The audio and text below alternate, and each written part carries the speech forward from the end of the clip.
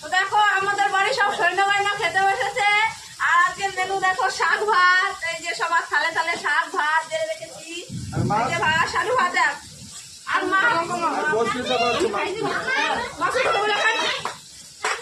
আরে এই যে মাছ ভাজা, ওই দিবেন এই যে মাছ ভাজা আর ওই যে সরকারি, আরে সরকারি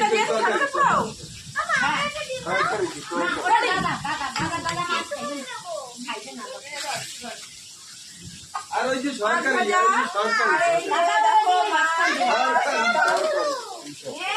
মাছের বাজার এখানে বসেছে, মাছের বাজার।